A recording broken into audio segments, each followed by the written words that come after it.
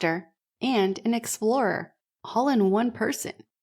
I heard one person say that it's as if Abraham Lincoln, Neil Armstrong, and Mother Teresa were all one person.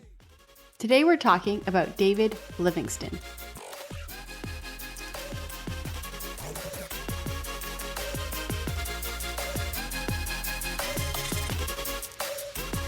Hello, my name is Laura Lee Siemens, and I'm your host here at the Church History Podcast. Over the last few weeks, we've been covering missionary stories from the 1800s. These stories all overlap, and I hope you're finding the stories of the church from this period to be inspiring. I want to tell you a scary yet kind of funny story that happened to me about 10 years ago. My husband and I were in Costa Rica celebrating our 10th anniversary. We were out in the water enjoying the waves when suddenly, when my back was to the waves, I saw someone's face and realized there was a big wave coming. I turned around just as it hit me. I spun under and I couldn't find my footing. Just as I found my footing and was able to stand, another wave hit me. This happened quite a few times, and I was getting just a few breaths of air before I was hit again. Finally, I was able to find my footing and stand and get out of the water and make it to shore. While it was really scary, once I made it to shore, I started laughing. This last year has been like that day on the beach. It seems like life is hitting me with one surprise wave after another. And just when I think I found my footing and get a breath of air, I'm hit again. In the middle of this storm, it can feel like God has disappeared from view. But the Bible says in Hebrews chapter 12, verse 1, "Therefore, since we are surrounded by such a great cloud of witnesses, let us throw off everything that hinders and the sin that so easily entangles, and let us run with perseverance the race marked out for us." These cloud of witnesses are those who've gone before us. And this is one of the reasons we study church history. In the last few weeks, we have heard the stories of men and women of God who have faced tragedy after tragedy. Sometimes they struggled in the storm. We saw that with our last episode in the story of Judson, who in despair went into the jungle full of tigers for a month, expecting to die. We see that despair in our hero today as well. And it encourages me when I know that even the great men and women who've gone before us have struggled. Let's take a look at the life of David Livingston. David Livingston is known for his work in Africa in the 1840s. He is most known for traveling and mapping out the continent of Africa. He would cross from east to west and map out the Zambezi River and discover the Victoria Falls. He's also known for his work in the abolitionist movement, and his books wrote about the horrors of the African slave trade. Before we can look into the life of David, we have to start at the very beginning. March 19th, 1813, baby David was born in Scotland to a poor family. He grew up in a large family and they lived in a small room meant for just a single tenant. David's father would buy tea at a wholesale price. Then he went door to door selling it to make money to support his family. His father wanted David and his siblings to have a future and to see the world beyond the poor mill district where they lived. David's father would read to them at night. He read them stories of missionaries and stories of explorers. They talked about other countries and how people in other countries lived. Although the family was very poor, they grew up with an understanding of the world and a sense of adventure and hope for the future. Because he was in a poor family, it was expected that by the age of 6, he would begin working to help support his family.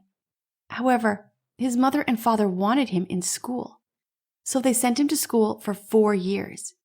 During those 4 years, he learned the basics of reading and math. When he was 10 years old, he had to leave school and start working. He was sent to work at the cotton mill in town.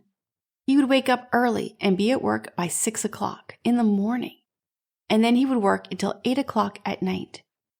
Since David had learned to read, he would bring books to the mill and prop the books up so he could read while he worked. And he started to learn more languages. At the age of 10, David knew that knowledge was his way to freedom. He started attending night school, and he also went to school on weekends. One day, Livingstone's pastor, Reverend Moore, gave David a book called The Philosophy of a Future State by Dr. Thomas Dick. This book said you could get to know God by studying nature. You could see who God is by seeing how he created the world. David was fascinated by science and loved this book, and it was through this book that David came to Christ and gave his life to Christ. At the age of 19, David was sitting in church when his pastor read a letter from Dr. Charles, a missionary to China. That day, David gave his life to God and promised to serve God as a missionary. And he planned to go to China as a medical missionary. We talked about this period and the call for missionaries to go to China in our episode, Hudson Taylor. Most children working in the mill would be dead by the time they were in their 20s, but David survived. When he was in his late teens, he applied to the University of Glasgow. Now, the university was shocked to receive an application from a mill child. They asked David to come to the school and take a test. He passed the test with flying colors, and the school was so impressed, they allowed him to come and study. After some time, though, he had to take time off of school and return to the mill and work to make more money so he could go back and finish school. David graduated with his medical degree, and then he joined the London Missionary Society. To be accepted as a missionary, he would have to preach a sermon in front of the Missionary Society. He stood at the front of the church, looking out at the crowd. And he suddenly panicked. Who was he to stand there and preach a sermon? He was just a poor mill kid. He was no one. He panicked and ran off the stage.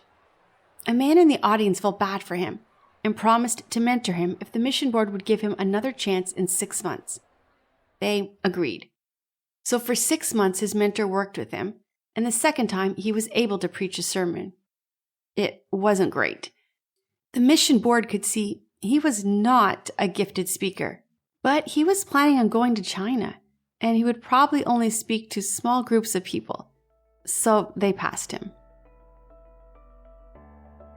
Are you enjoying this podcast? Do you want to support this podcast? Well, pour yourself a cup of coffee and imagine waking up each morning with a reminder from our church fathers. Check out our Etsy page where you can find mugs with quotes from great men and women of God. You'll find a link in the show notes. And now, back to our episode. Now, he was finally ready to be a missionary. He was planning to go to China, but the war had broken out between Britain and China, the Opium Wars, and no missionaries were allowed to enter China. After years of studying, suddenly his plans seemed ruined. Then David heard a man named Reverend Moffat speak. Moffat was a missionary to Africa. In the 1800s, people only believed that there were people living on the coasts of Africa. But Reverend Moffat believed that there were people living deep in the jungles of Africa, people who had never heard the gospel. David suddenly knew this is where God was calling him, not just to Africa, but to the very center of the continent. He would go to a place no missionary had been to, and to a people no one had reached. On December the 8th, 1840, 27-year-old David Livingston boarded a ship headed for Africa. A child raised as a pauper, a survivor of the child labor mill, now headed to Africa to explore the inner parts of a continent no one had visited before. But nothing in Livingstone's life was easy, and his trip to Africa was no different. A storm came up upon the ship and the main mast, and all the sails broke. Now the ship had no way to navigate. Once the storm ended, everyone on board was helpless. Slowly the boat drifted and eventually landed in Rio de Janeiro, Brazil. After a week, the boat was fixed and they could continue their trip. 1841, a ship docks in Port Elizabeth on the southern coast of Africa. On board, David Livingstone. He thought he was arriving in Africa to start churches.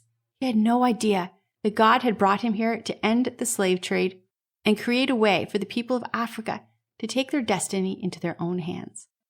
The first thing David did was buy a wagon and a team of oxen. He then traveled to the areas where the missionaries had settled. Even this trip was full of danger, and he almost died multiple times. He was attacked by wild animals. Upon arrival at the missionary settlement, David was able to help with the church there. Every week, around 400 people would attend. Yet, in the last 20 years, only 40 had come to Christ. David began to push for the missionaries to set up an area north. The missionaries said no one knew if there was even any people out there. They didn't know what the land looked like, and they didn't even know if there was people living there. The Reverend Moffat was still in London, so David and some other missionaries decided to head north and try and discover what the land looked like. They traveled 200 miles into the inner parts of Africa, and there they found a tribe. They spent 5 days living with the tribe and used their medicine to help the sick, and they also shared the love of Jesus with them. When they decided to return, to let the missionary society know what they had found, the tribe didn't want them to leave. They were fascinated with these men, and they promised that they would return. It was while returning to the mission society that something happened that changed David forever and started him on a journey that would change Africa and the rest of the world. It was the evening, and David had stopped traveling and was setting up his campsite for the evening. He heard a noise that sounded like a crying child. He looked around and found a little girl hiding under his wagon crying. He coaxed the girl out and brought her to his campsite. Once he had gotten her to stop crying, she told him her mom, dad, and older sister had died. Her uncle had taken her and traded her to be the wife of a warrior. David was shocked. This was a little girl. She couldn't be anyone's wife. The girl said that she had friends living in the tribe the men had just been in, and she wanted to live there with that tribe. She begged the men to please bring her to the tribe and let her live there. But then the warrior showed up. He had not actually planned to marry her, but to sell her as a slave. David saw this little girl and could not bear the thought of her being a wife or a slave. He could not think of her being sent on a slave ship. He found some beads in his bag, and he bought the little girl back with the beads. He then took her to the tribe where she wanted to live, and they promised to take good care of her. That moment was the start of David wanting to find a way to end the slave trade, and it would be the first of many horrible encounters. For the next 4 years, David traveled to many different villages. He helped dig wells for villages, giving them clean drinking water. He learned languages. He helped try to find cure for malaria. He dug a channel from a spring to give another tribe water and built a garden with a water system for another tribe to have food even during a drought. He then decided to travel to a part of Africa where they could only go by foot. The desert sand would not allow wagons to travel. So David headed off on foot. After walking for 2 weeks, he found a tribe no one had heard of. The tribe had 3,000 people. David preached the gospel there, and the chief became a Christian. And this would be the only convert in David's missionary time. The chief had multiple wives. He realized as a Christian he could not have all of these wives. The problem was that each of the wives had been part of a peace treaty with other tribes. He told the wives they had done nothing wrong, but he was a Christian now and could not be married to so many women. He gave them money and clothes and then told them they were free to marry other people. The problem was that the fathers of these women were chiefs of other villages, and they saw this as the end of the peace treaty, and the tribe ended up going to war. And the chief eventually backslid back into his old life. So the only person to become a Christian under David's preaching started a tribal war, and eventually the man returned to his own life.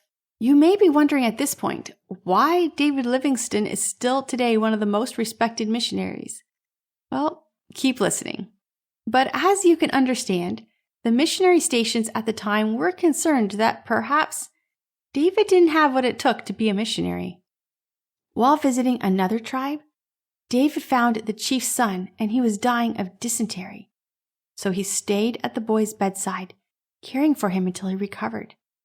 The tribe is so happy that the boy was okay that they accepted David and they were willing to hear what he had to say. While no one came to Christ hearing David preach, in each tribe, he didn't leave until there was a mission station set up and missionaries were settled in the area. During this time, David wrote letters and journals about the things he was seeing. These letters and journals were published all over Great Britain. He wrote a lot about seeing the slave trade. He wrote about seeing families ripped apart, children being taken from their parents. He wrote about finding piles of bodies, where slaves who had died during the trip and their bodies were just left behind. He wrote about finding bodies hanging from trees. He wrote about canoeing through the waters and their paddles hitting the bodies of slaves who had drowned trying to escape. These letters were used by the abolitionists in Great Britain to end the slave trade.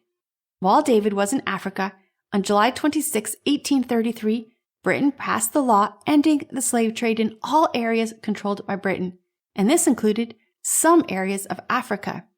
This was also the same month that William Wilberforce died, and I did a couple episodes on his life. I would definitely recommend going back and listening to those. In 1843, the missionary David had first heard speak, Moffat, returned to Africa. He came with his wife and 3 daughters. David was really excited to get to know the family. Moffat was a hero to David, and he was excited to tell him about all the places he had discovered and all of the mission stations he had set up. A few months later, David left to travel again and discovered another tribe. Once again, he helped with medicine and began setting up a missionary station. Now, this area was full of lions, and one day, a lion had reportedly attacked sheep in one of the pastures. Livingstone ran out to the field and helped scout out the area, and he spotted a lion hiding in the grass. He aimed his rifle at the lion's shoulder and fired. The lion leaped at him, scratching his arm and shaking him. His arm was in the lion's mouth, and David could hear his bones breaking. Then one of his friends fired a gun and struck the lion in the chest. The lion then pinned David to the ground. Then the lion jumped to his friend and grabbed his leg. Before the lion was finally killed, the village warriors threw dozens of spears at it.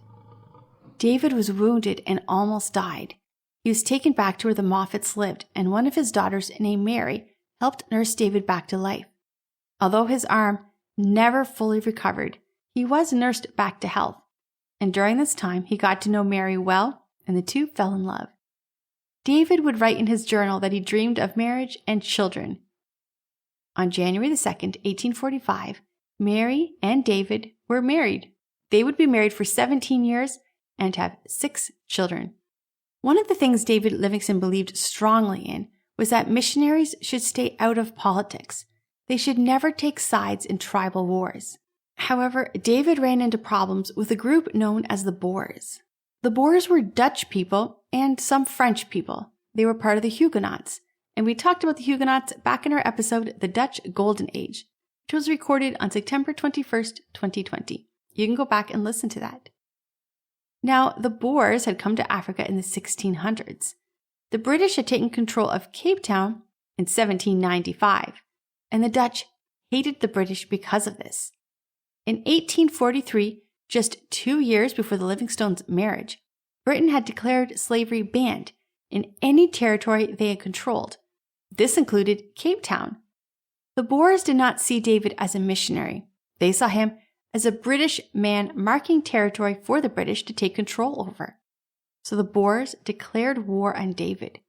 But David refused to engage in their fighting, and eventually they left him alone. At this point, the transatlantic slave trade was ending because the British had outlawed it. But the Arab slave trade was still in full swing. While here in the West we know a lot about the transatlantic slave trade, we're not taught about the Arab slave trade.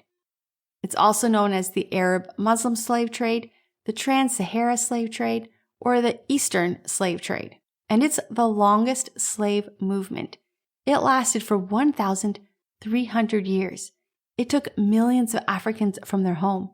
Most believe it was probably around 9 million men, women, and children who were taken for the Arab Muslim slave trade.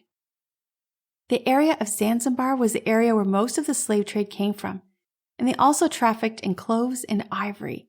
They took slaves from Sudan, Ethiopia, and Somalia, and they were shipped across the Indian Ocean, the Persian Gulf, and the Arabic Peninsula. They were taken to Iran, Saudi Arabia, and Iraq. The slave traders were Muslims, and it was against their law to enslave another Muslim. So many converted to Islam to keep their families from being taken. It's estimated that 50% of the slaves taken died before reaching their destination. The women were seen as worth more because they could have children and therefore create more slaves. So more women were taken than men. As Livingstone traveled the inner parts of Africa, he continued to run into the Arab slave trade, and he didn't know how to end it. The British had already ended the slave trade in any parts of Africa they controlled. But the area they didn't control was still being destroyed by slave traders. David Livingston believed if he could map out the whole continent of Africa, this would give the people in Africa a way to control their own destiny. They would be able to take their rich resources and bring them to markets around the world. They could stop trading their own people and instead trade their spices and food. And this became David's main goal. Do you love learning about church history and love this podcast? This podcast is being turned into a book series, and the first book is now available for sale. You can find the link in the show notes. And now, back to our episode. After 8 years of mission work in Africa, David decided to travel into the heart of Africa to find a route across the country. His oldest son, a little boy, loves adventure and begs his father to let him come, and David agrees. The family will travel together. Mary was pregnant at the time, and the young couple, with their little children, leave and head into the jungle. The journey starts well, but after some time, the two oldest children become sick, and the family is forced to return. Once they return home, Mary went into labor and gave birth to their daughter Elizabeth. However, sadly, baby Elizabeth passed away when she was only 2 months old. A year later, Mary was pregnant again, and her father asked David to please not take his family with him when he went into Africa to map out the land. David agreed. He had endured so much as a child, and he wanted his children to not be forced into a life that was not meant for children. David took his family to Cape Town. After some time, he asked Mary to take the children back to Scotland. David then embarked on one of his longest trips, heading across the continent of Africa. He wrote in his journals about the animals he found, including spiders. He also mapped out the area as they walked. He traveled through Zambia, the floodplain, and Mongolia. He was in awe of the land. He would write, "Food abounds and requires very little labor for its civilization. No manure is required." He found tribes and worked with them and got to know them, and would leave once they'd gotten to know and respect him and were open to having missionaries come and live with them. He helped the tribes with medical needs. He was in awe of the mountains he saw, writing that they were greater than anything the Swiss could brag about. He was in awe of the rivers and the waterfalls he found. This was the most beautiful land he could ever imagine. But yet, everywhere he went, he found more Arab slave traders and discovered the bodies of the slaves that had died en route. At one point, he came across over 300 bodies. There were so many bodies that crocodiles were resting in the sun, leaving the bodies alone. They had stuffed themselves to the point where they left the rest of the bodies alone. David also ran into Portuguese slave traders. The Portuguese were also killing elephants and taking their tusks to sell. What David saw as a problem is that the slave traders were getting very wealthy, and because of that, they could afford weapons. So there was nothing David could do when he came across a group of slave traders. He would have to stand by and watch as men, women, and children were being forcibly walked in chains across the deadly terrain of Africa. At one point, David thought about getting a gun as a weapon to protect himself, but he decided against it. He also discovered 3 hospitals that were being run by Englishmen who claimed to be helping rescued slaves. However, the hospitals were fronts and were actually holding centers for the slaves. The slave trade was a horror that David thought would never end. He believed the only thing that would help was the gospel. He believed if the people had a firm faith, they would not be so easily tricked into the slave trade. And that is what he wrote in his journal. And the people, having no religion and no restraining motive, but following every evil passion as far as they may without risk. They are timid, and on that account, the conquerors can live among them in safety. He found many coffee plantations and knew, once he had continued mapping out, they would be able to trade coffee and would not need the slave trade to make money. He tried to convince the people who were making so much money from the slave trade that there was a better way to make money. On November the 3rd, 1855, David made one of his greatest discoveries. As he walked along the land, marking it, he could hear noises up ahead. The closer he got, the louder the noise. But nothing prepared him for the sight he saw as he stepped through the trees and into the sight of the largest waterfall in the world. He named it after the Queen, Victoria Falls. After 4.5 years, David finally made it across the continent. No one had heard from him for almost 5 years. He was barely recognizable. His pale Scottish skin had been burnt many times by the African sun. His arm was in a worse condition. He walked with a limp, and he was missing teeth. He decided to head to Scotland to be reunited with his family. His ship docked in Egypt, and there was mail waiting for him there. He had a letter from his mother with the sad news that his father had passed away. He had so hoped to see his father and tell him about all the adventures he had had. When David arrives in Scotland, he finds his children living with his parents, but his wife Mary had gone on to London. She was sick and looking for medical care and was living there with friends. David traveled through all of Great Britain speaking. The man who was afraid to speak suddenly had an audience of thousands. He told the horrors of the slave trade. At one point, he was awarded a medal for his work, but he said he would not receive any congratulations until the slave trade was completely ended. He was even brought to see the Queen of England, who wanted to hear about his travels and about the land of Africa. The Missionary Society wanted to publish a book about his adventures. However, David did not want to only have an audience of these interested in funding the Mission Society. He wanted everyone to hear the horrors of the slave trade and to see the beauty of the land of Africa. And he wanted everyone to see the people of Africa as a beautiful people group, one to be protected and loved, not hunted and traded. So, David instead published his book with a scientific publisher. He talked about the animals, specifically some different types of spiders. He also talked about the country and the people. The book was called Missionary Travels and Researches in South Africa. It's still today one of the biggest sellers of all times. Charles Dickens read his book and loved it. He began to talk about the book as he traveled, and because so many people respected Charles Dickens, they began to read his book and then tell more people about it. A little boy from the mill who would prop up books of explorers to read as he worked was now one of the most famous explorers alive and a best-selling author. Mary and David and their children spent 6 months together in a villa outside London. It was a time of reunification and rest for the family. Then it was time to return to Africa. However, the Mission Society refused to cover David as a missionary, since only one person had come to Christ, and that one person had returned to his old life. They saw David as a failure as a missionary. David said he was creating paths for other missionaries. He had set up countless mission stations and created working relationships with tribes. While he was not personally responsible for leading people to Christ, he had literally paved the way for others. However, the Mission Society would not back down.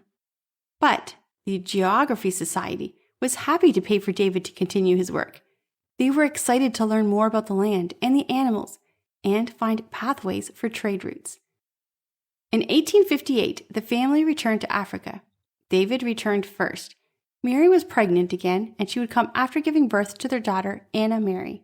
While waiting for his family to arrive in Africa, David takes another trip into an area he had not been to before to map it out. He found a tribal area where the slave traders had come. They had taken the entire village, and then burned the village to the ground. Scattered around the burned village were the bodies of those who had tried to fight off the slave traders. He'd been out of Africa for a year, and upon arriving he was face to face with the worst slave sight he had seen. It took 4 years for Mary and the children to make their way back to Africa. When they finally arrived, David was so excited to see his family again. The family was finally reunited. But then Mary fell ill with malaria. David used every cure he could, and every cure he had seen anyone use for malaria. But he couldn't help her. At the age of 41 in 1862, Mary Livingstone died. For the next 2 years, David's life began to spiral downward. He was depressed from the death of his wife. His children moved back to Scotland to live with his family. David sold everything he had, including his boat, to pay for his children's education. But he wanted to make sure that they were attending a good school. He then went back into the jungle to finish mapping out the route he had promised to the Royal Geographical Society, only to find rapids and realize the entire route was blocked, and he would have to start again and find a completely different route. Then, 2 mission stations he had set up were attacked, and the missionaries were killed. The London Mission Society blamed him, even though he had told the missionaries to stay out of politics, and they had ignored his advice. They had gotten involved and taken sides, and that had led to their deaths. As he emerged from one of his long trips into the jungle, he learned his oldest son had decided to come to Africa to find him, but his boat had docked in Boston, and he'd gone to shore in the middle of the American Civil War. A rich family had taken him and forced him to take their son's place in the war. So, a Scottish boy on his way to Africa had been forced into the American Civil War. He was captured and killed, and his tomb is today at Gettysburg. David Livingston had no funding. The Mission Society would only fund him if he wouldn't do any scientific research. The Geography Society would only fund him if he would do no evangelism. He was alone, in a hut in the middle of Africa. Someone had stolen his medication for his pain. He was sad, depressed, alone, in pain, and saw no reason to keep living. He prayed to God, "Please, take me home. I've done all I can do for you. My job is done." He lay down in his bed and closed his eyes. He would simply allow himself to die. He would stop fighting. As he laid there, waiting to die, suddenly a man entered his hut. He looked up to see a European man standing in his hut. He stared at him. "Dr. Livingstone, I presume," the man said. David was so confused. He stared at this man. The man pulled out of his bag a package. In it were letters from his children, his mother, and pain medicine. A miracle. This man was a hardcore atheist, but God used him for this miracle and was about to do many more miracles through this man. In our next episode, you're going to find out who this man is, why he was in the middle of an African jungle with letters for David, and how God used him to encourage David to keep going. So make sure you like and subscribe to come back next week to find out the ending to our story on David Livingston. To hear more podcasts, read some blogs, or watch videos, check out all my content at lauraleesiemens.com.